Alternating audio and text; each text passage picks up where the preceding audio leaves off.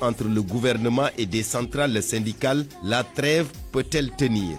La reddition des comptes mise en accusation de ministres de l'ancien régime, le point sur cette demande jugée sociale par le nouveau régime. Pour aborder toutes ces questions, Mohamed Ali Mouba reçoit ce dimanche dans Remue Ménage Mamadou Sy Tounkara, enseignant-chercheur, ancien conseiller du président Macky Sall, et Abdou Fouta Diakhoumpa, inspecteur du travail à la retraite, formateur à l'ENA. Remue Ménage ce dimanche. Mohamed Ali Mouba face à ses invités de 10h à 11h sur la radio Futur Média.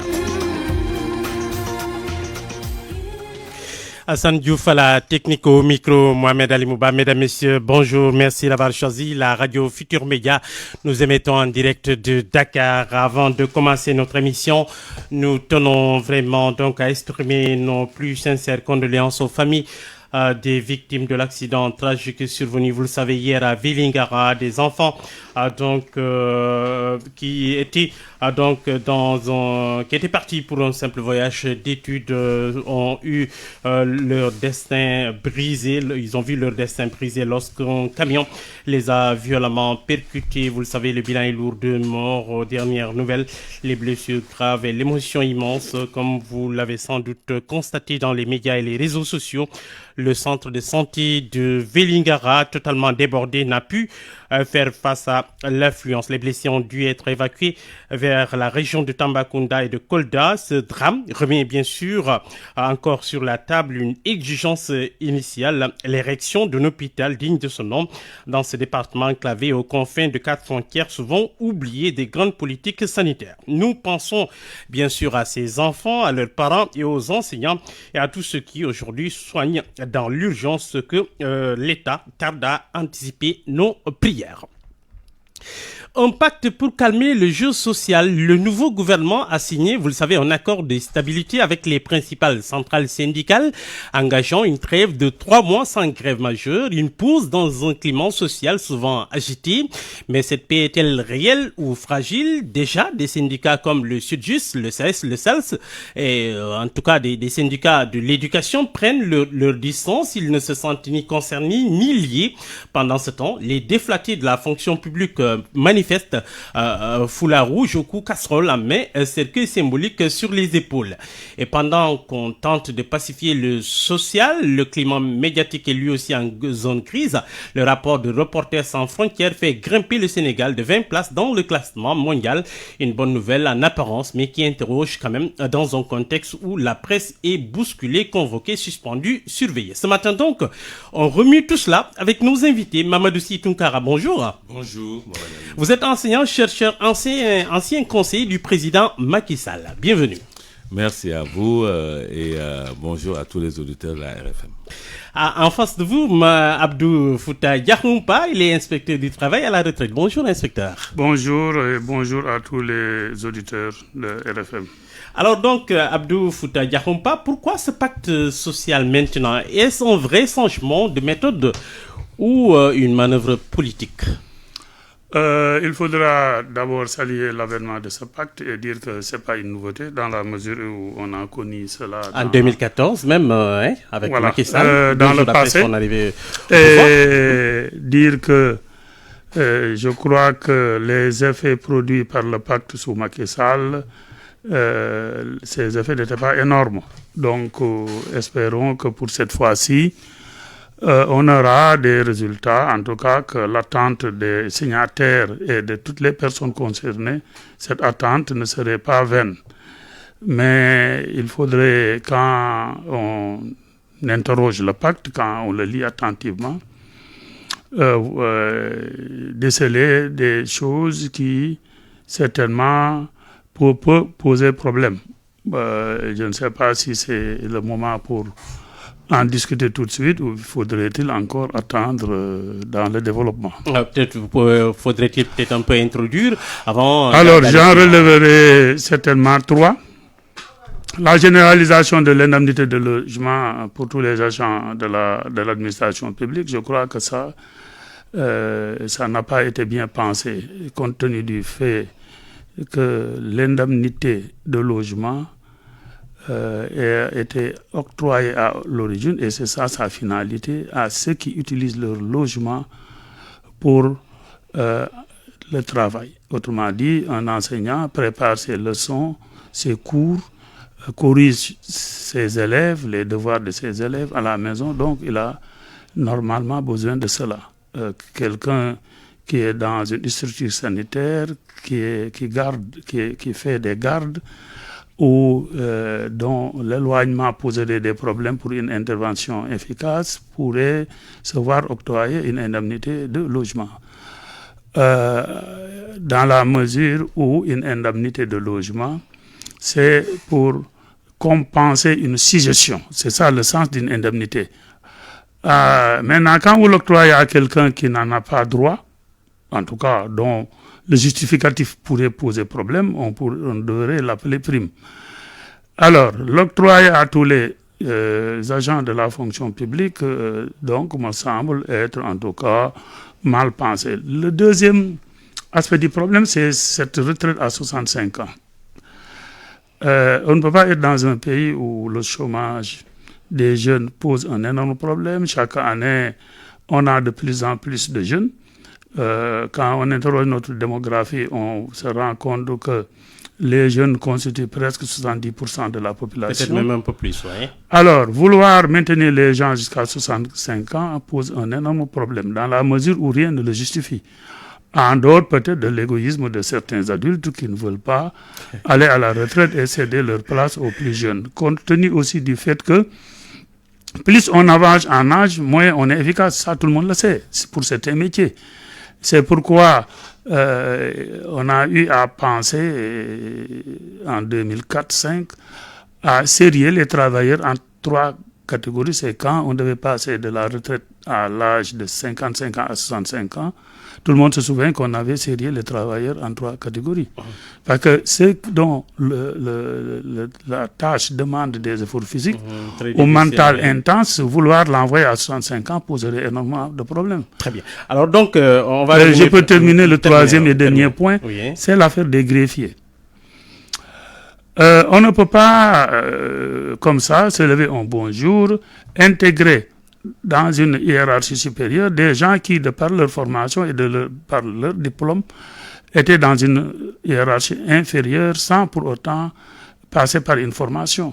Non seulement c'est injuste, c'est contre les principes de la fonction publique, mais c'est un risque.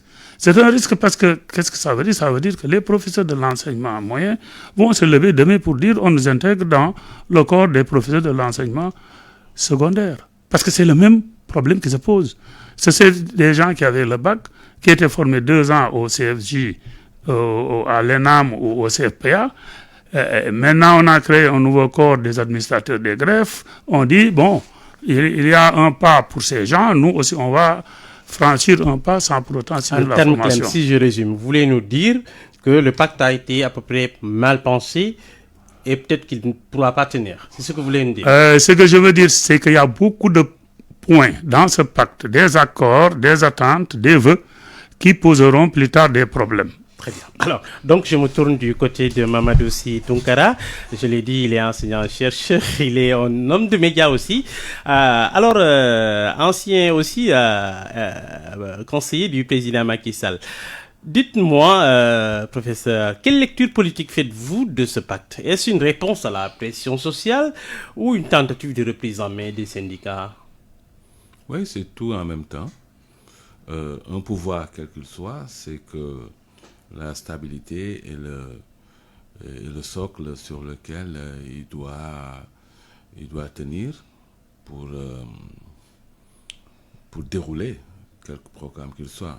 Sans stabilité, on ne peut pas y aller. Donc, un pouvoir qui vient d'arriver, il a besoin de visibilité, il a besoin de gens qui lui donnent confiance pour travailler. Et justement, les syndicats sont des troubles-faits. Les syndicats sont toujours à l'affût pour perturber. Une grève, quelle qu'elle soit, est toujours quelque chose que redoutent les pouvoirs publics.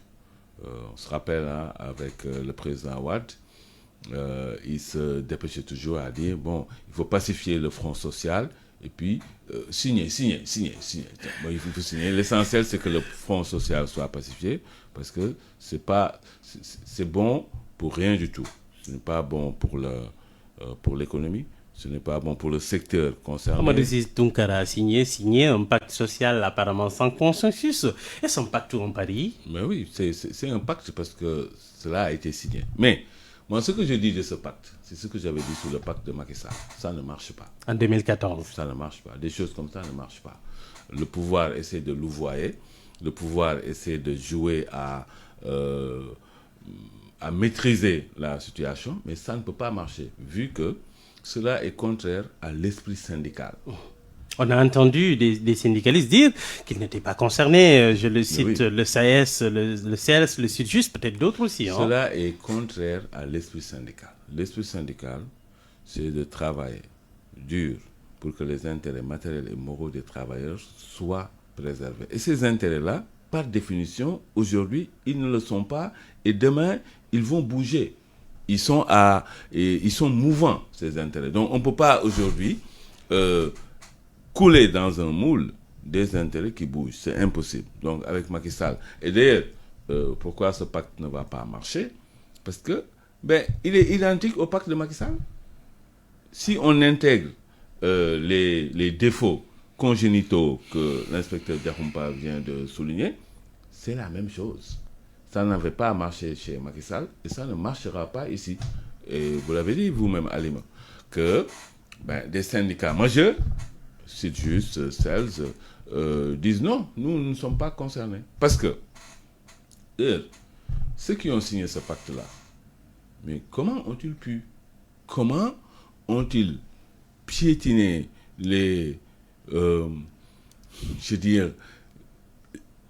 tout ce qu'il y a de plus important chez les 30 000 licenciés de la fonction publique et signer un pacte pareil?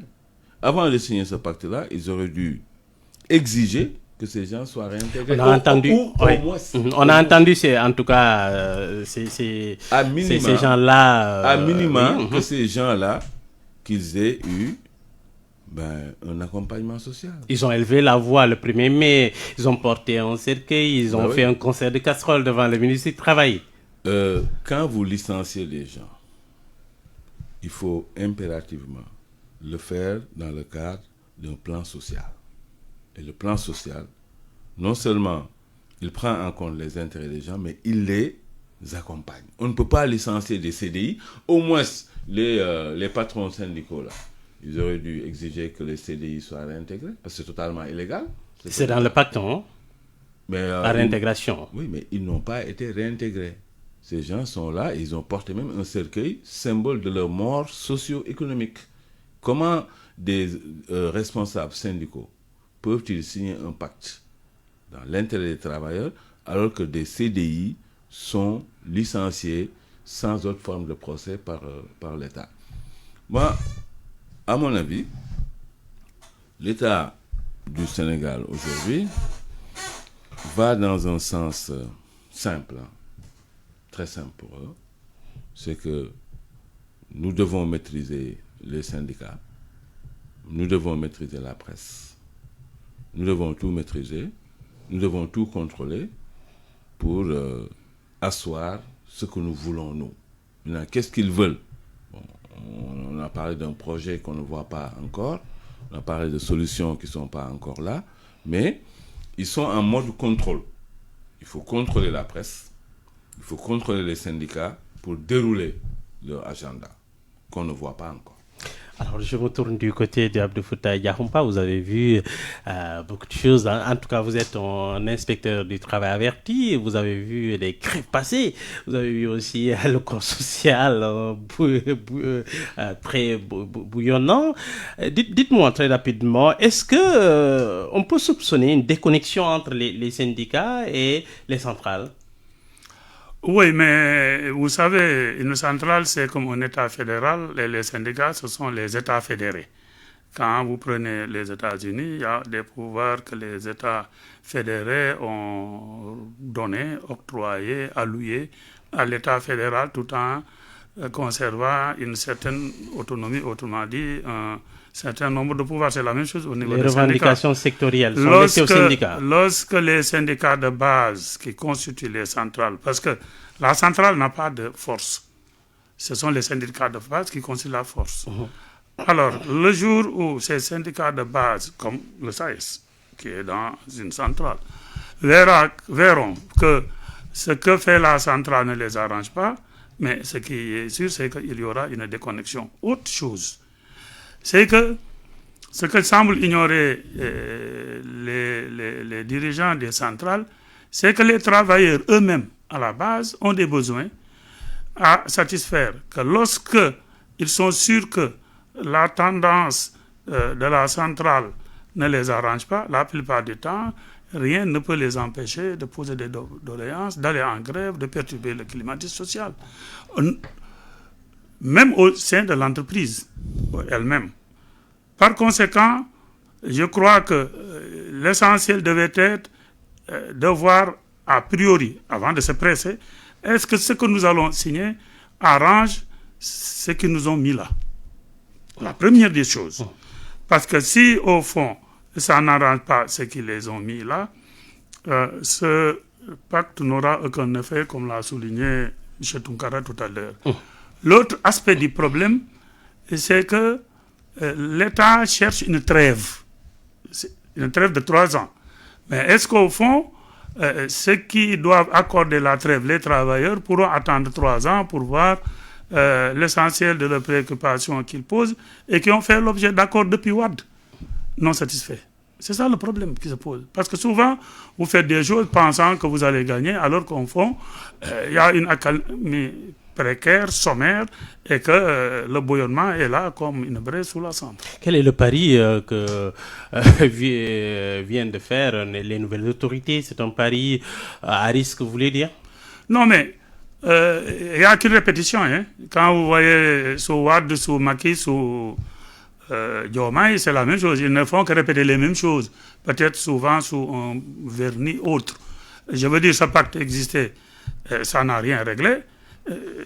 On a encore ce pacte, on verra qu'est-ce que ça va. C'est comme les dialogues. On a dialogué sous Wade, on a dialogué sous Diouf, on est en train de dialoguer sous la supervision de Un pacte sur 3 ans, c'est trop ambitieux. On aurait pu peut-être faire sur un an. Non, l'idéal, ce serait d'avoir même un pacte sur 5 ans. Mais un pacte qui marche, dont on a, en tout cas, qui présente toutes les chances de réalisation. Mais quand vous parcourez le pacte, vous voyez qu'il y a beaucoup de vœux. On exprime des vœux. Mais il y a, en tout cas, un décalage entre un vœu, un souhait et la réalité. Et les engagements de l'État, est-ce que l'État pourra les réaliser, les tenir? 1. De 2, est-ce que les gens pourront attendre 3 ans? Ça pose un énorme problème. Et au finish, les gens vont de plus en plus se détourner du pacte et trouver d'autres moyens de lutte. Alors, Mamadou Sy Tounkara, on l'a vu, hein, la mobilisation du 1er mai était forte. Hein, les déflatés, foulard rouge, casseroles, cercueils. Quel message envoie-t-il au ministre du Travail, à Diomaye Sonko? Message très clair, c'est que le travail... On ne sent pas lié par les syndicats. Oui, mais surtout que le travail, il est précarisé dans notre pays. Depuis que le nouveau pouvoir est là, on ne voit pas de création d'emplois, on voit de la destruction d'emplois. Les travailleurs sont déflatés. Et je discutais avec un industriel qui me dit, nous, avant, on avait peur de licencier des employés. Parce qu'on craignait l'inspection du travail, on craignait le tribunal, on craignait le procès. Mais maintenant que l'État licencie, nous maintenant, on est à l'aise pour le faire. Il me dit, moi, je viens de licencier 70 employés. Dans le privé. Dans le privé. Donc, on parle de 30 000 employés dans le public, plus de 30 000, mais on ne sait pas combien sont licenciés dans le... Mais là, on vous accuse d'avoir fait des recrutements politiques. Mais les recrutements, quels qu'ils soient, on peut auditer, voir qu'est-ce qui a suivi les procédures ou pas. Mais au-delà de l'audit, maintenant, on peut faire une évaluation des performances pour voir ceux qui sont là. Qu'est-ce qu'ils peuvent apporter? Parce que quand on licencie quelqu'un, on décrète sa mort socio-économique, on appauvrit l'État et on enlève du circuit économique un acteur majeur. Donc, nous sommes un pays qui a besoin de travailler dans tous les secteurs pour avancer, pour aller de l'avant, pour réaliser, pour que le Sénégal soit émergent, pour que le Sénégal soit développé. Ça, c'est le travail qu'il fait. Nous devons nous déployer et redéployer des Sénégalais pour créer de la valeur, pour avoir de l'animation, de l'incitation et de la stimulation économique. Parce que la base de tout, mais c'est l'économie. Et l'économie, c'est le travail. Donc, si vous déflatez des gens, si vous licenciez des gens, ben, vous faites perdre à toute la chaîne économique de la valeur et sans le savoir, ben, vous êtes en train de régresser. Alors, Abdou Fouta Diakhoumpa, sorti de crise, vous qui connaissez bien le monde du travail?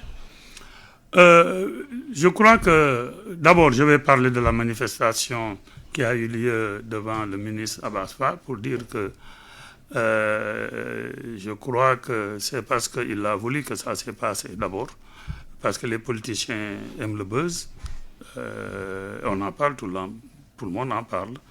Et comme il dit, il faut créer l'événement. Il avait l'air surpris, hein? On l'a vu sur les images. Oui, c'est là où je veux en venir.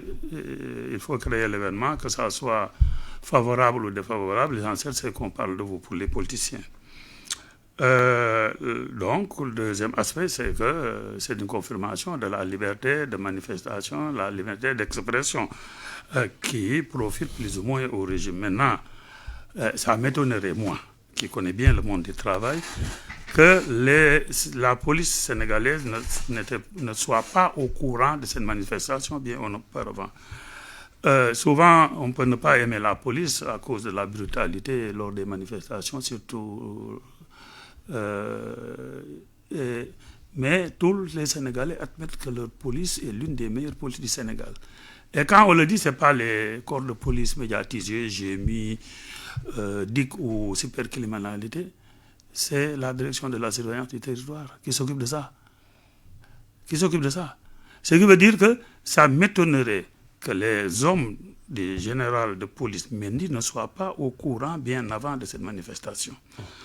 Donc, qu'ils feignent d'être surpris ou non, quel que soit... C'est pas interdit non plus, non? Non, justement, c'est ça. C'est pourquoi je veux dire, le gain, c'est que le Sénégal est un pays démocratique, les gens manifestent. Donc, il y a cet aspect qui est un gain politique pour un politicien. Et symboliquement, maintenant, pour les 30 000, ça donne aussi, pour les 30 000 déflatés, je pense qu'on devait poser le problème quand la fonction publique pense ne pas avoir besoin de 30 000, parce que 30 000, ce n'est pas 3 000, ce n'est pas 300. 30 000 personnes qui occupaient des emplois, qui percevaient des salaires issus du budget de l'État, qui est l'effort collectif, mais on doit analyser pourquoi cela a été. Donc, on n'a pas besoin de 30 000, pourquoi il y avait 30 000? Il faut voir ce qui est les responsabilités. L'autre chose, c'est que qui a recruté les 30 000? Parce que ceux qui ont recruté les 30 000, ce sont les autorités, certainement, qui étaient là avant. Il faudrait donc, en quelque sorte, faire l'audit, comprendre le processus de recrutement et situer les responsabilités. Donc, quand on peut se débarrasser dans une fonction publique qui fait environ 120 000 de 30 000, mais 30 000, c'est 25%. Aujourd'hui, ils disent qu'on est à 183 000. Oui, mais je veux dire plus les structures décentralisées de l'État, etc. Mais je parle de ce qui émarge directement sur le budget de l'État. Vous savez, les gens des mairies ne sont pas pris en charge par le ministère des Finances. Donc, même si c'est 200 000, 30 000, c'est un tiers.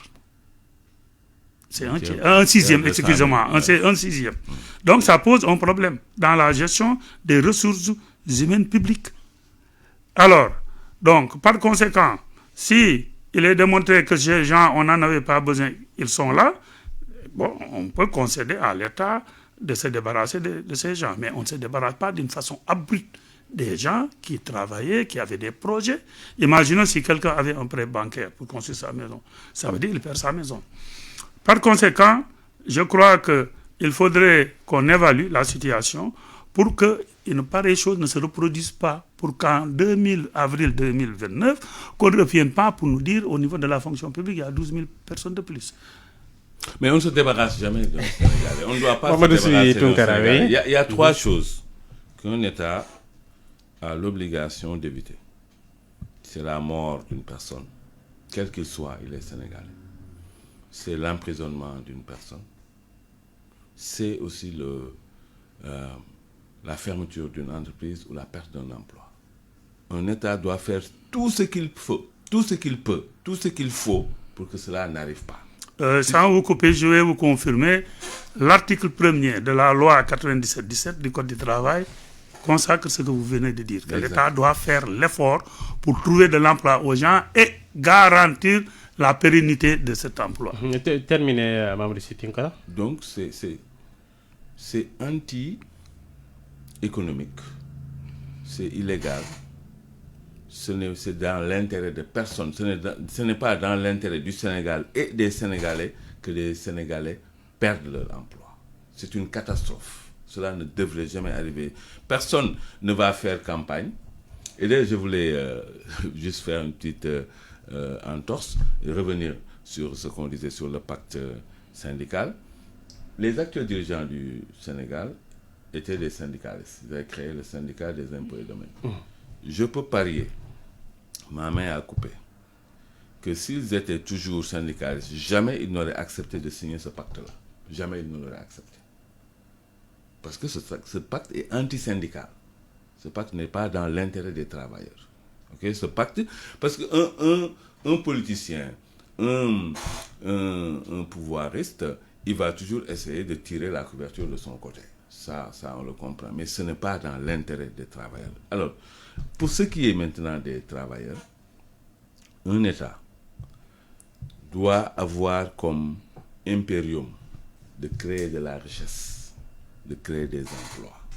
Parce que tout revient à l'économie. Tout revient à la création, à l'animation, à l'incitation économique.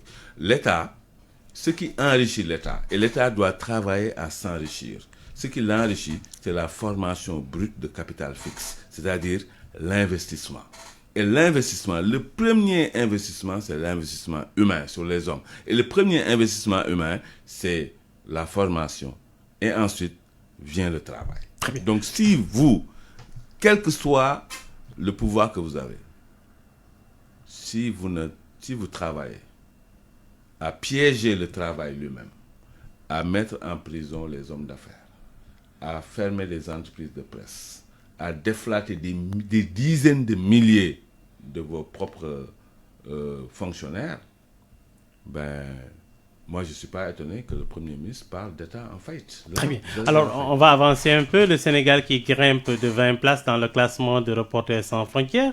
Une progression qui étonne, apparemment qui interroge aussi, peut-être même qui dérange, car sur le terrain, la presse vit tout sauf une embellie. Des médias suspendus, convocations, pression politique et économique. Peut-on parler de liberté de la presse dans ces conditions, Abdou Fouta? Vous qui venez souvent dans les médias, vous qui lisez les journaux... En tout cas, il y a un paradoxe quand on vit la réalité sénégalaise de voir ces 20 points.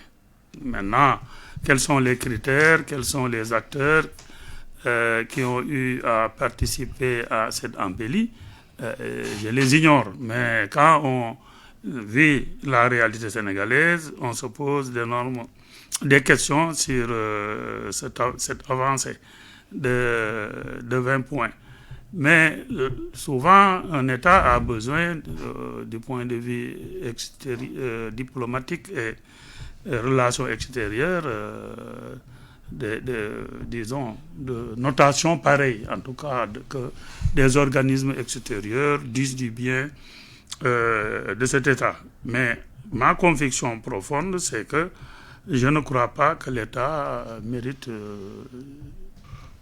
ces 20 points qu'on leur a donnés dans le classement. Mamadou Sy Tounkara, je me tourne de votre côté. Apparemment, vous êtes concerné. Vous aviez votre média. Vous faites partie de ceux qui ont subi cette loi-là. On vous a fermé, c'est ça? Oui, c'est ça. Oui, je suis directeur de CNM, Challenge New Media. Et nous faisons partie des médias victimes qui étaient reconnus pour être conformes. Et au code de la presse. Oui, un jour, nous sommes le numéro 18 sur les médias reconnus. Et un jour, on reçoit le coup de fil du commissaire de la DST et qui nous dit que vous devez suspendre sans délai vos programmes. Alors, mais commissaire, qu'est-ce qui se passe? Nous sommes reconnus. Ah non, nous avons des instructions et venez retirer votre notification. Donc on va retirer la notification. Et comme la police nous dit d'arrêter, nous arrêtons. Parce que si vous ne le faites pas, ils peuvent faire une descente chez vous, saisir votre matériel et embarquer tout le monde. Vous ne tournez plus. Donc, vous n'émettez plus. On n'émet pas, on ne tourne pas, tout le monde est au chômage. Et on a écrit pour demander clarification au ministère de la Communication pourquoi nous sommes reconnus et ensuite on nous dit d'arrêter. Alors, moi j'ai plus loin que l'inspecteur. Reporters sans frontières s'est trompé, ou ils se sont égarés. Parce que cela n'est pas. Aujourd'hui, il y a eu des biais dans les enquêtes. Ceux qui ont répondu je ne sais pas. Ont piégé le travail. Je ne sais pas. Je n'ai pas vu les critères. Je ne peux pas entrer dans le fond. Je ne peux pas critiquer ce travail-là. Mais le résultat qu'ils nous présentent en ce moment, c'est un résultat.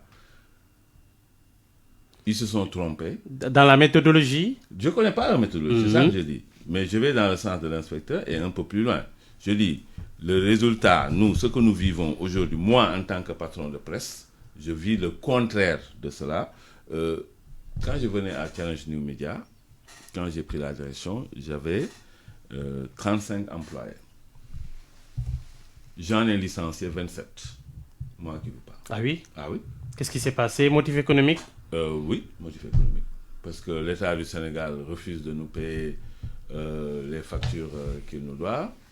L'État du Sénégal refuse de signer des conventions avec nous. Et on n'a plus de clients parce que ça ne marche pas. Et depuis que les nouvelles autorités sont arrivées, elles ont suspendu, en tout cas, tout ce qui était publicité, les conventions. Alors, elles n'ont pas payé la pub qui est passée. Non, elles n'ont pas payé. Elles n'ont pas donné non plus l'aide elles n'ont pas libéré l'aide à la presse non plus. Non, elles n'ont pas fait ça. Et elles viennent de notifier à 382 organes de presse la suspension de leurs activités sans délai. 382. Reporters sans frontières s'est trompé de bonne ou de mauvaise foi. Ils se sont fourvoyés, ils se sont égarés. Ce qu'ils disent là, ça n'est pas. Parce que la presse aujourd'hui au Sénégal, je donne juste une illustration. Le jeune reporter Abdou Nguer, aujourd'hui il est en prison. Pour quelle raison? Un chroniqueur. Un chroniqueur. Pour quelle raison? Est-ce que toi tu le sais? On parle de diffusion de fausses nouvelles. Est-ce que tu connais la fausse nouvelle qu'il a diffusée? Personne ne sait. Son avocat, M. El Hadj Diouf, dit, mais moi, quand on entendait mon client, on nous parlait de compte TikTok qui lui appartient et sur lequel on avait posté des choses qui ne sont pas normales. Il dit non, ce compte-là, il ne m'appartient pas. Et justement, effectivement, on fait l'enquête, on voit que ça ne lui appartient pas et on va même choper le jeune qui avait usurpé son identité pour ouvrir ce compte TikTok-là. Donc, il dit non, moi je suis blanc comme neige. El Hadj Diouf dit, moi, maître El Hadj Diouf, je sors et on me dit, votre client, il est retenu pour diffusion de fausses nouvelles. Alors que cela n'était pas à l'ordre du jour lors de l'enquête. Abdou Nguer aujourd'hui est en prison et le juge Dème dit, c'est une prise d'otage. Ancien magistrat. Oui, il dit c'est une prise d'otage. Parce qu'on ne sait pas de quoi il est coupable. On ne sait pas. Bon, ça c'est un. Et l'autre paramètre maintenant, le plus important, je pense, c'est qu'aujourd'hui, il y a un environnement et une atmosphère délétère. OK? Créé par qui? Par les nouvelles autorités? Créé par les nouvelles autorités. Parce que pour toutes les raisons que vous-même venez d'évoquer.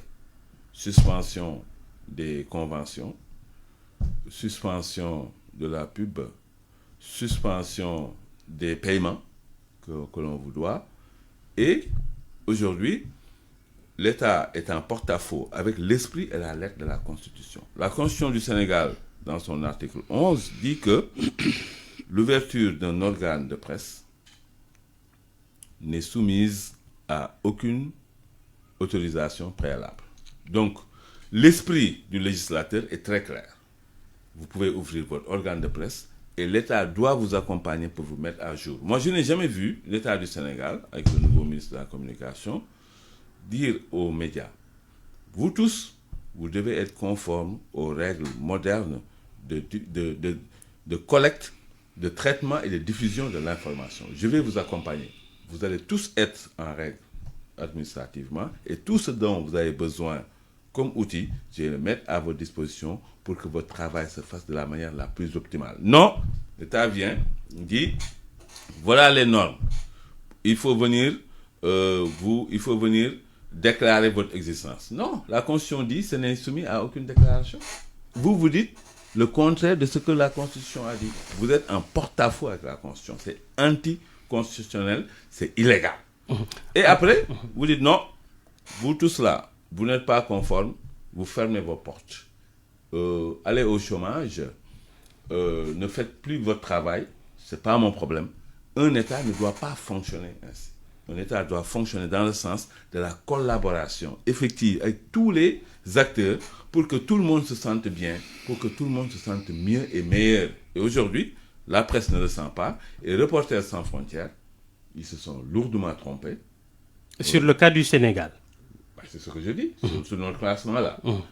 Ça n'a rien à voir. C'est des Sénégalais qui ont répondu. Hein? Ce classement, il n'est pas conforme à la réalité de la presse sénégalaise au moment où nous parlons. Abdou Fouta Diakhoumpa, la nouvelle gouvernance, les nouvelles autorités, veulent-elles une presse qui informe ou une presse de propagande? Oui, mais je crois que, quelqu'un l'a dit tout à l'heure, je crois que c'est M. Tounkara, que la plupart du temps, au nouveau régime, veut tout contrôler. Ce qui explique plus ou moins cette tentative de contrôler les syndicats via le pacte social signé.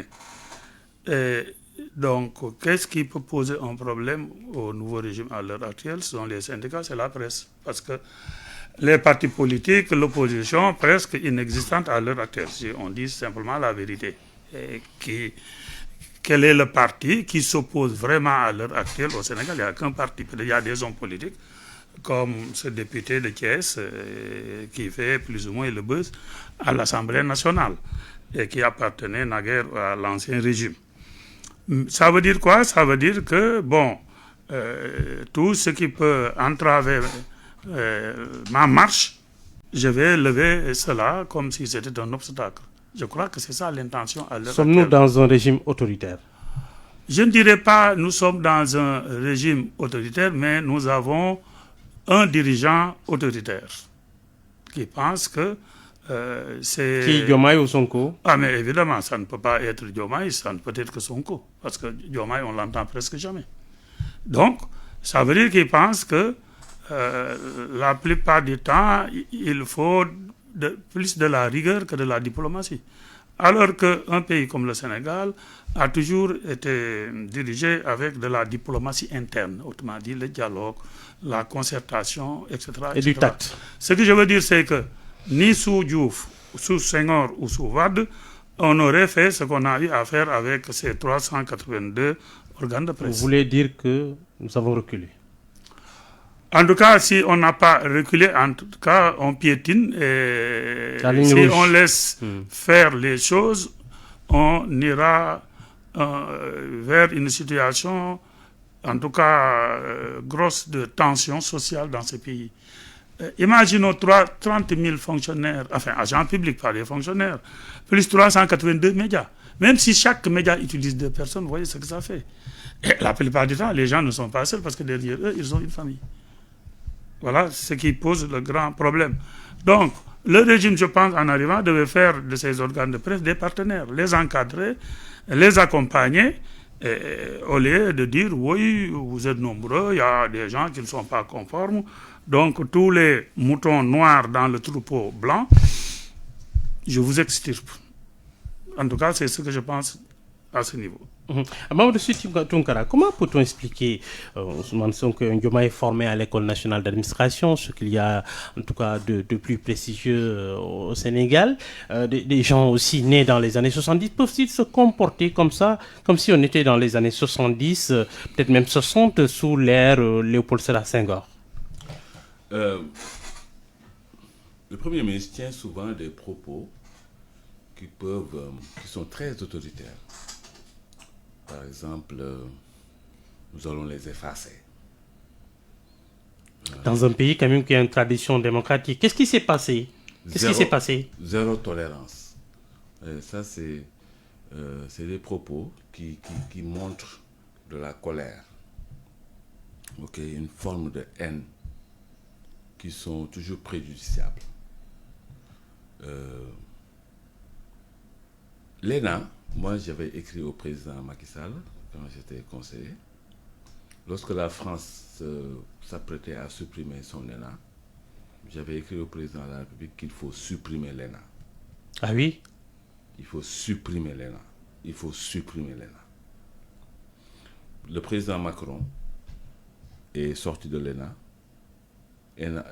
major de sa promo, mais c'est lui qui a supprimé l'ENA. Aujourd'hui, la France a supprimé l'ENA. Parce que l'ENA crée d'énormes problèmes. L'ENA forme des gens qui deviennent une caste et qui sont des procéduriers, qui sont là pour gérer des procédures, mais qui ne peuvent pas développer un pays. Et Macron a très bien compris, il a supprimé l'ENA en France. Alors, l'ENA est né en 1959 chez nous. Bon, c'est la Fédération du Mali. Après, en 60, on l'a amené. C'était ENAM avant que ça devienne ENA. La France a supprimé l'original. Nous avons la photocopie. Et nous continuons avec la photocopie.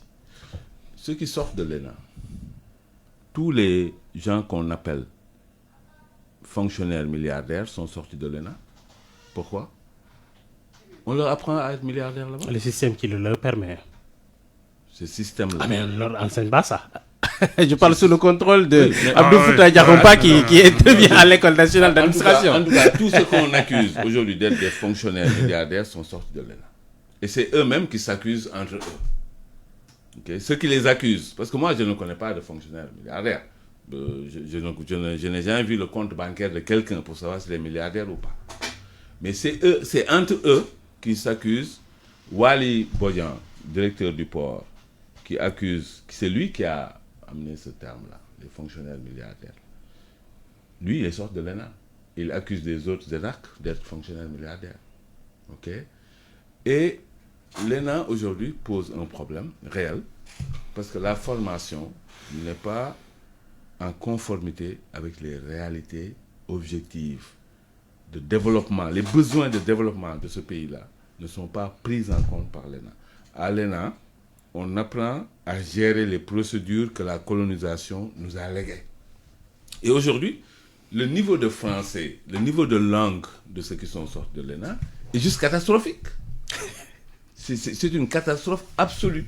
Quand on entend le président de la République ne pas bien manier la langue, quand on entend le Premier ministre ne pas bien manier la langue, mais c'est une catastrophe, l'ENA. Il faut qu'on soit courageux, qu'on fasse comme les Français qui ont supprimé l'original. L'original est supprimé. Qu'est-ce que vous faites avec la photocopie? Il faut la supprimer et créer un modèle qui est le nôtre. Ce modèle-là, c'est un modèle français. Que les Français, c'est le général de Gaulle qui avait créé l'ENA en 1958 et qui aujourd'hui a fait son temps. L'ENA ne peut pas régler les problèmes de ce pays. Nous devons, nous, aujourd'hui, nous asseoir courageusement et dire, attention, l'original a été supprimé. Donc la photocopie, forcément, n'est pas bonne. Abdou Fouta Diakhoumpa, vous intervenez à l'ENA.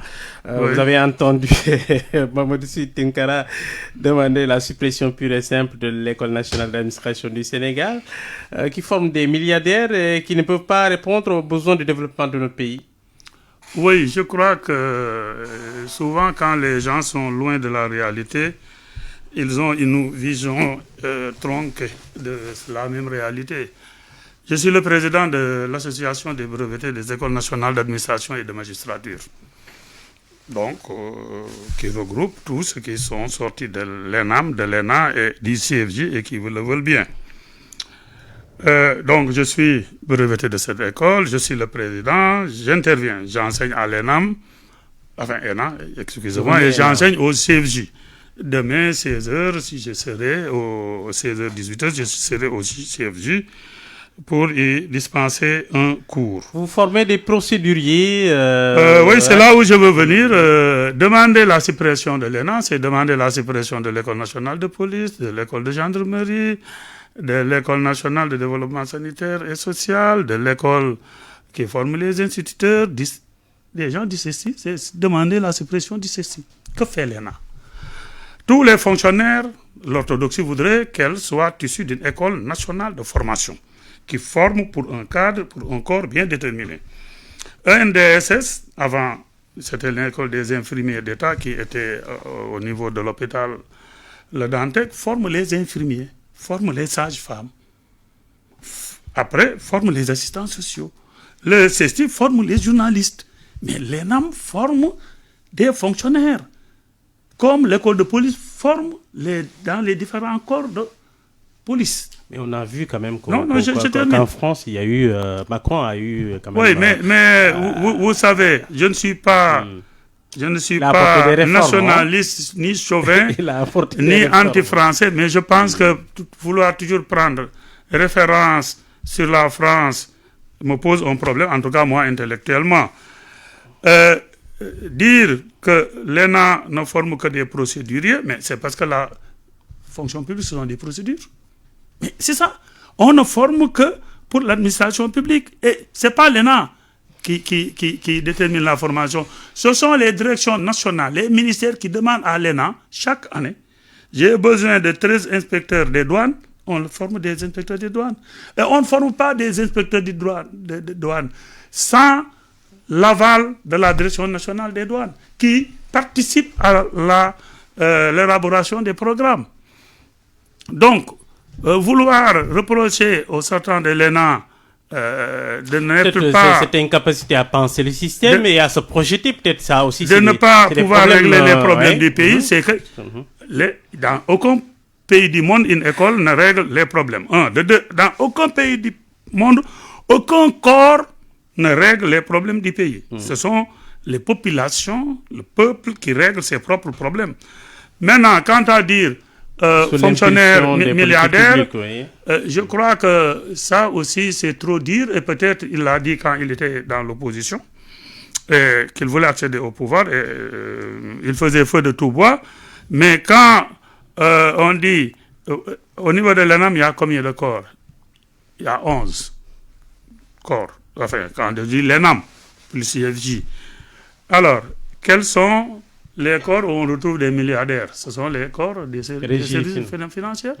Trésor peut-être, douane, impôts. Alors, ça veut dire que ce sont des gens qui accèdent aux ressources publiques. Mais ces corps sont minoritaires. Est-ce que vous avez jamais entendu un inspecteur du travail, un administrateur civil, un conseiller aux affaires étrangères qu'on appelle diplomate, qu'on accuse de milliardaires? Non. Ça veut dire que même si vous mettiez quelqu'un qui n'est pas un inspecteur des impôts à la place de l'inspecteur des impôts, comme c'est un Sénégalais, il serait milliardaire. Je crois que c'est faire une mauvaise querelle à l'ENAM que de vouloir la supprimer. Et je souhaiterais que les partisans de cette suppression disent qu'on supprime le CESTI, qu'on supprime l'école de police. Parce que c'est la même chose. C'est-à-dire, il y a au Sénégal cette tradition purement française de former les fonctionnaires à partir des écoles de formation. On n'y peut pas peut-être apporter des réformes. Quelles réformes peut-être faudrait-il apporter très rapidement pour peut-être une plus grande efficacité? Je suis d'accord avec l'inspecteur. C'est normal que lui qu'il ait ce réflexe grégaire de vouloir défendre sa chapelle. Il n'y a aucun problème à ce niveau-là. Mais, je le maintiens, la photocopie, l'original a été supprimé. Les langues françaises n'existent plus depuis 2022. OK? Et c'est Emmanuel Macron qui est sorti de cette... Et l'inspecteur l'a dit, c'est une tradition française de pouvoir. Mais il nous faut maintenant avoir un système sénégalais. Une tradition, on nous dit que nous, notre système à nous, il doit être sénégalais. Il ne doit plus être français. On ne doit plus se référer à des traditions françaises. On doit avoir quelque chose d'endogène qui est propre à nous. L'école de police. L'école de police est différente de l'ENA. Ça forme des policiers.